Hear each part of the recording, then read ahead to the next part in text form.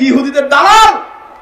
বলো রাসূলুল্লাহ সাল্লাল্লাহু আমরা তাকবীর দেব, নারায়ে তাকবীর, নারায়ে রিসালাত, মুহাম্মদ রাসূল। খেয়াল রাখবেন ভাই, সবচাইতে নবীদের সাথে মারাত্মক বেয়াদবি করেছে ইহুদিরা। আর আজকে সেই ইহুদিদের বিরুদ্ধে আমরা আওয়াজ তুলি, সেখানে নবীদের স্লোগান নেই। তুমি কি ইহুদিদের দালাল? বলো রাসূলুল্লাহ সাল্লাল্লাহু আমরা তাকবীর দেব, নারায়ে তাকবীর, নারায়ে রিসালাত, মুহাম্মদ রাসূল। খেয়াল রাখবেন ভাই হাজরিন, এরপর আমরা ইহুদিদের বিরুদ্ধে স্লোগান দেব, ফিলিস্তিন স্বাধীন হও, স্বাধীন করো, বিশ্ব মুসলিম ঐক্য করো, ফিলিস্তিন স্বাধীন করো, ফিলিস্তিনে হামলা কেন, জাতিসংঘ জবাব চাই। এই স্লোগানের পরে আসবে। ভুল বললাম নাকি আমি? ভুল বললাম নাকি আমি? এগুলি যদি কেউ ভুল করেন আমি ধরাই দিচ্ছি। আপনার সাথে বিদ্বেষ নেই আমার, আপনার সঙ্গে ঝগড়া নাই, আমি ধরাই দিচ্ছি। ধরাই দেওয়ার অধিকার আছে আমাদের, ধরাই দেওয়ার অধিকার আছে আমার। আপনি বড় আলেম হওয়ার যাই বড় হইয়ান, আপনি পিছনে তাকান, তারা আমাদের ভক্ত ছিল, অথবা এই দেশের পীর মাশায়েখ আউলিয়া কেরামদের হাতে হাত দিয়ে তারা মুসলমান হয়েছে।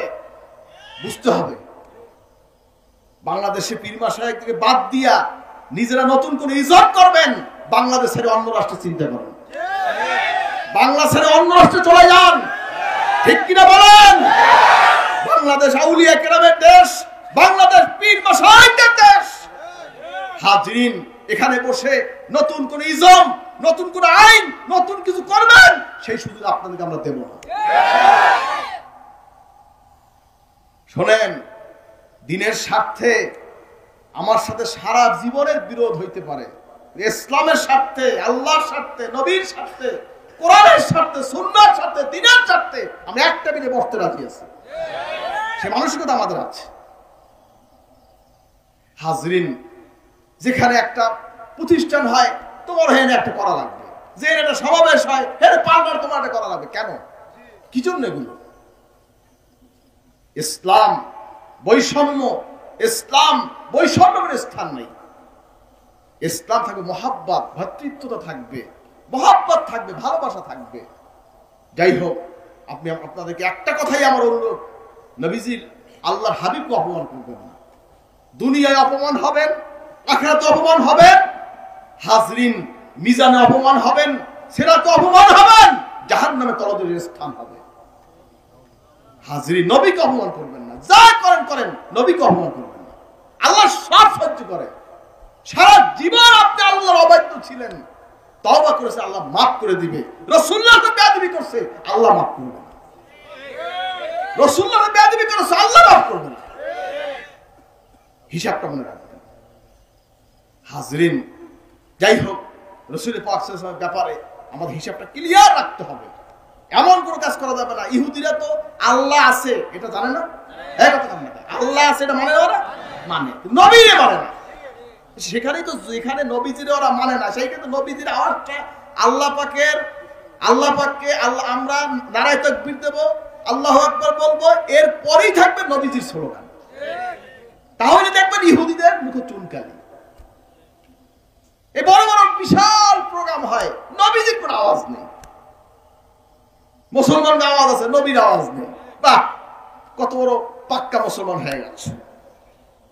হাজরিন, মনে এগুলি কষ্ট লাগে, সব জিনিস মানা যায় না, সহ্য করা যায় না বাবা, সব জিনিস সহ্য করা যায় না। আল্লাহ পাক সকলকে হেদায়েত করুন, আমিন।